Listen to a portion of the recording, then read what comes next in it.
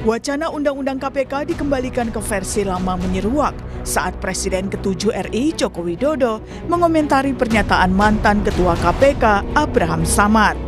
Jokowi bilang dia setuju jika Undang-Undang KPK yang direvisi di masa kepemimpinannya dikembalikan ke versi lama. Tak hanya itu, Jokowi juga menekankan tidak pernah menandatangani undang-undang yang merupakan inisiatif DPR tersebut. KPK dikembalikan seperti sebelum direvisi, seperti apa Pak tanggapannya? Ya, saya setuju, bagus. Karena itu dulu inisiatif DPR loh, jangan keliru ya, inisiatif DPR. Tanggapannya bahwa itu direvisi waktu kepemerintahannya Pak Jokowi itu seperti apa? Ya memang saat itu atas inisiatif DPR direvisi, tapi saya nggak tanda tangan.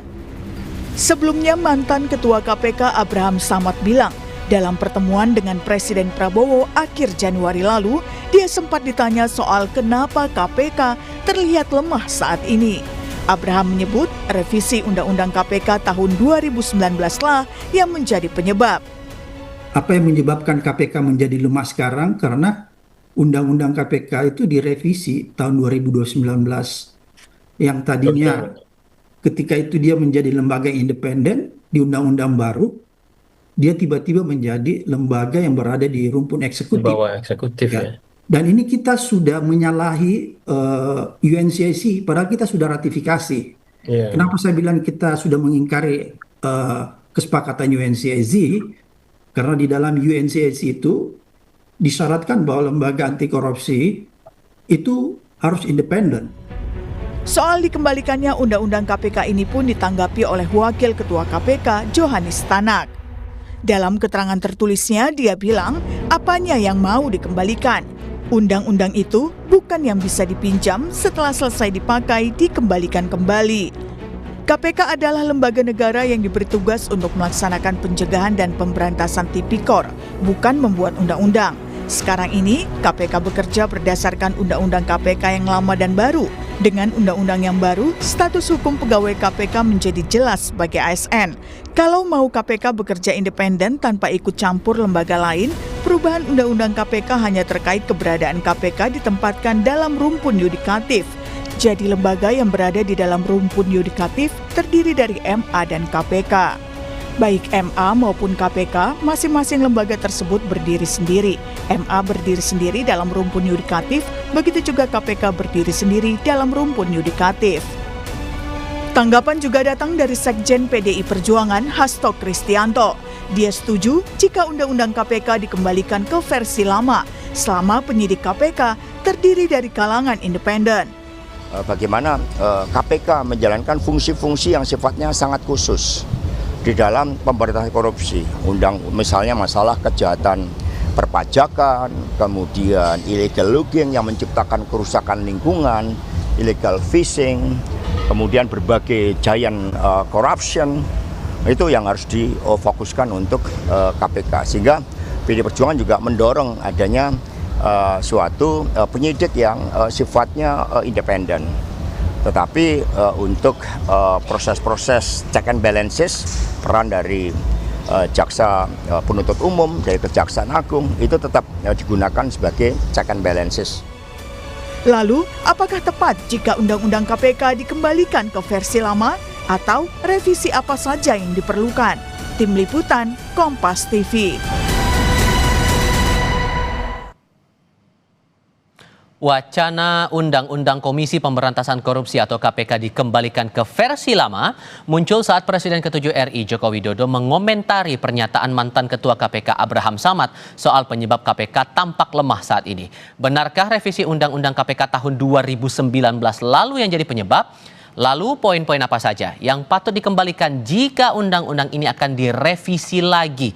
Kita akan diskusikan ini bersama Wakil Ketua KPK tahun 2015-2019, Saud Situmorang. Pak Saud, selamat pagi Pak dengan Tifal di sini.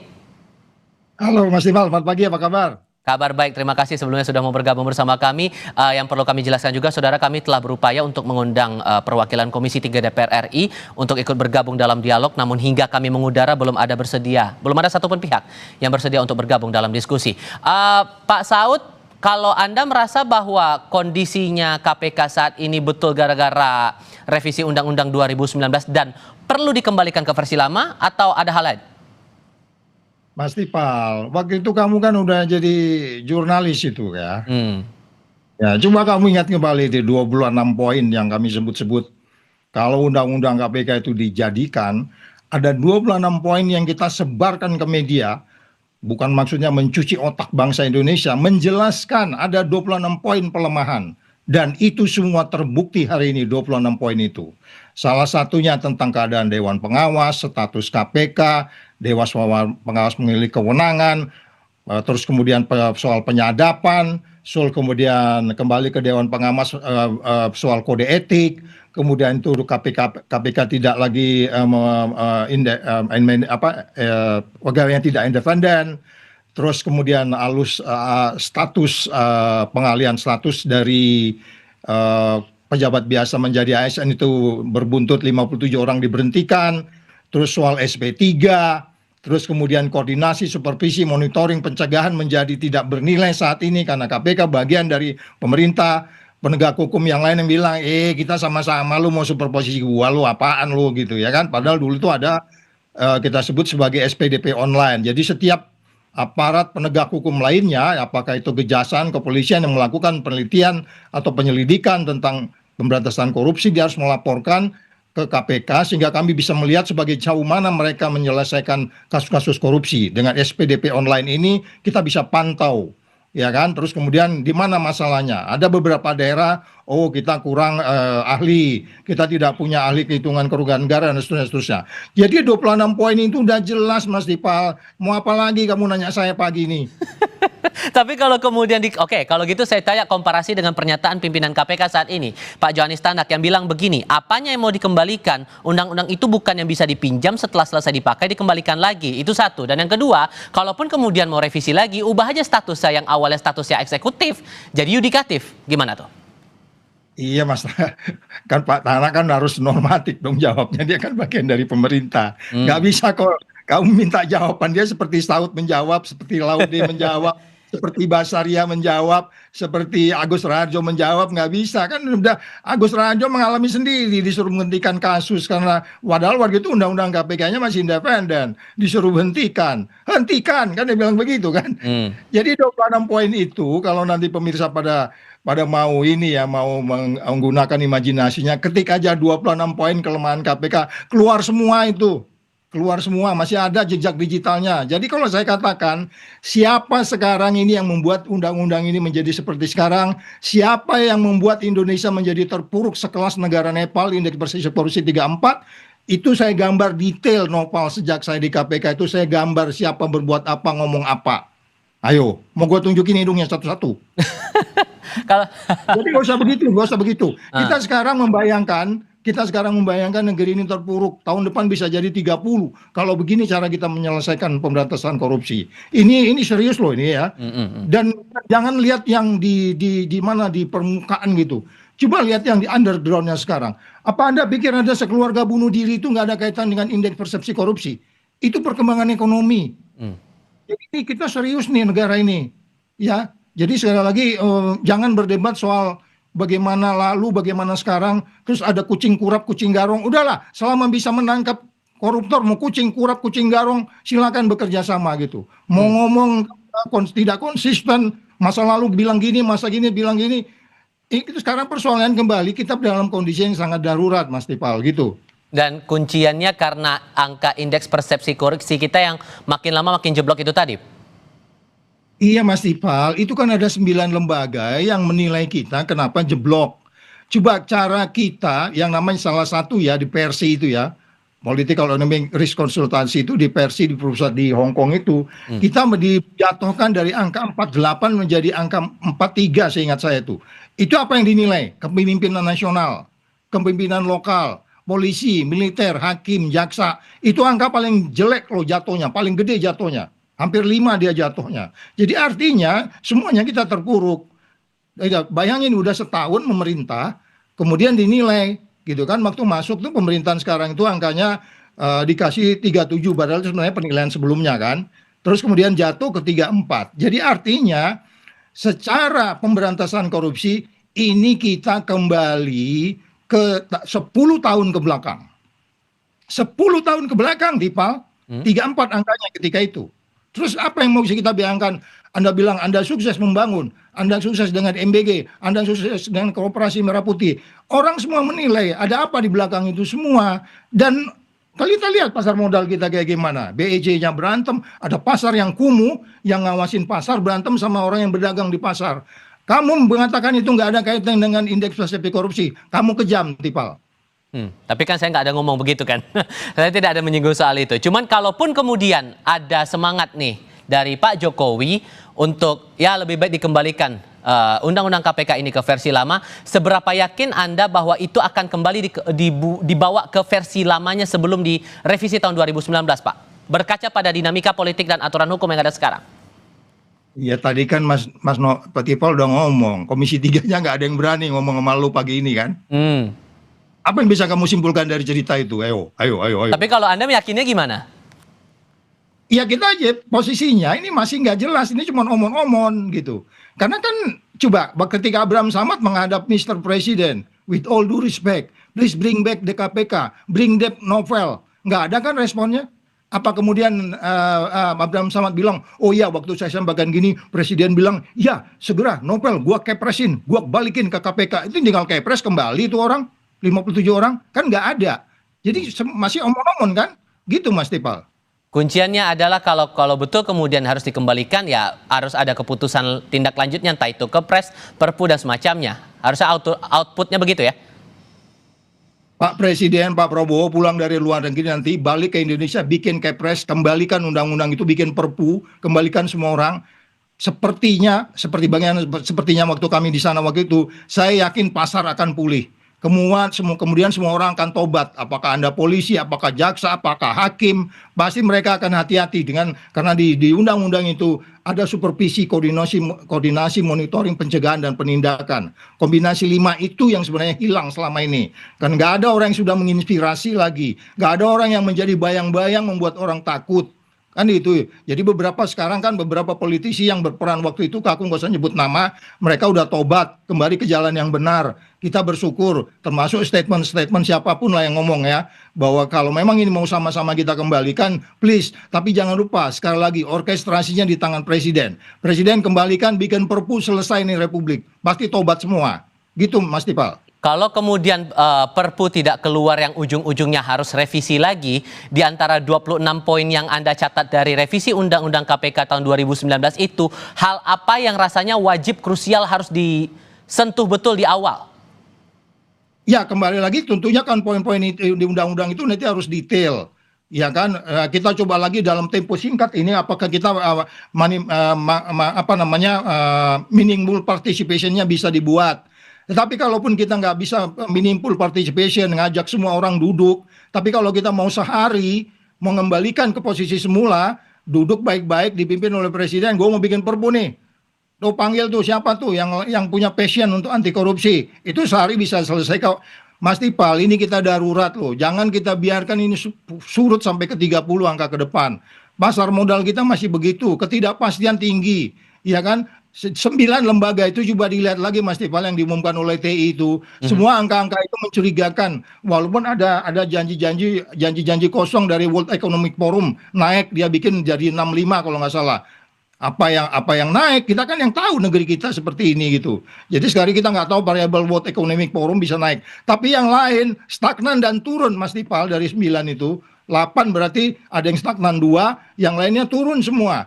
Terus kemudian apakah ini kita tidak menyelesaikan dengan cara-cara yang lebih elegan untuk memberantas korupsi dengan kemudian bertitik tolak kepada hukum yang pasti, artinya strikta, serta, dan segala sesuatu teori-teori yang kita bisa bawa lah, bahwa ada satu skrip yang jelas, yaitu dalam hal ini Perpunya, kemudian di situ ada poin-poin yang meyakinkan kita strict bahwa tidak ada lagi penafsiran ganda, terus kemudian meyakinkan kita undang-undang itu muncul menjadi sebuah pegangan buat kita semua untuk melaksanakan memberantas korupsi. Tidak ada konflik dengan undang-undang KUHP baru, KUHP baru, enggak. Ini kan ada yang disebutnya sebagai sesuatu yang khusus gitu. Jadi sekali lagi kalau kita memang mau, jangan juga tanpa dialog supaya tanggung jawabnya sama. Presiden kan cuma 5 tahun. Selanjutnya kita kan udah pengalaman. Presiden sebelumnya nggak konfirm ngomongnya dengan setelah menjabat.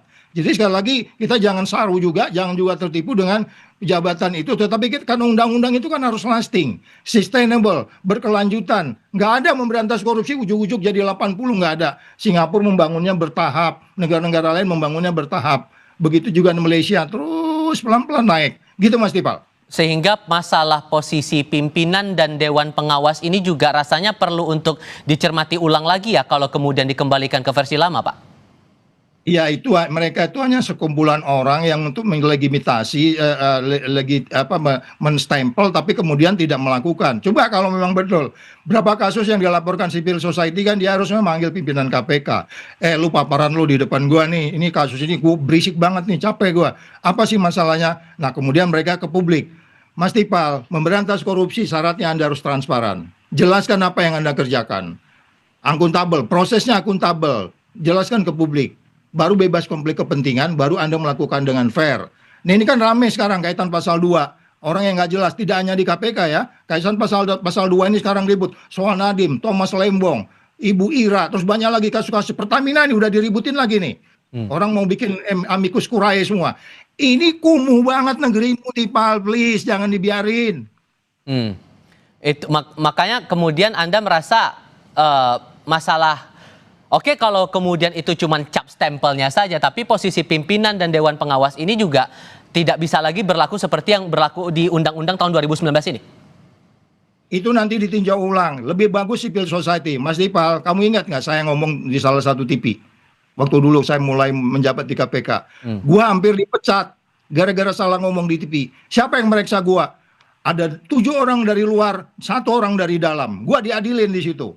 Sejak itu gua mikir, waduh, ini memang benar harus kita nih memikir bahwa Tuhan memperhatikan gua 24 jam nih. Jadi orang hati-hati gitu. Dewas itu posisinya hanya sangat berbeda dengan pengawas internal yang pernah ada waktu itu. Pengawas internal yang ada waktu itu dia tidak aja dikatakan hanya kayak pemadam kebakaran. Mereka proaktif. Saud pergi kemana, dia ngomong apa, dia ketemu siapa, kapan, di mana. Dilihat.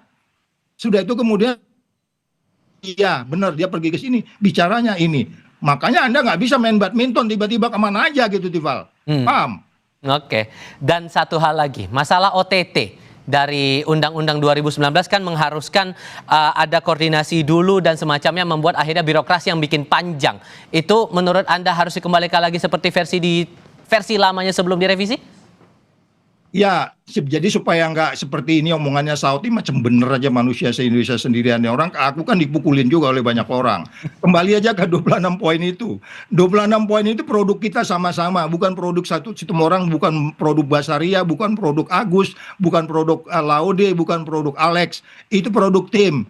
Ada Febri juga waktu itu di situ, Febri dan lain-lain semua yang ada konsultan juga di situ. Jadi bukan soal ini sesuatu yang datang dari wisdom saya pribadi, enggak, ini wisdom crowd dari Gedung Merah Putih ketika itu. Jadi artinya semua orang memang harus diajak untuk mengobrol supaya ketemu. Yang saya bilang tadi, kalau presiden mau bikin perpu pun ya diajak, nanti mereka datang yang benar-benar punya passion di situ, civil society. Ini loh negara kita ini begini gitu. Jadi sekali lagi apapun bentuknya nanti, baik itu dalam pengertian kontrol, standar, strategi, sistem, struktur, keahlian, itu nanti kita akan ubah.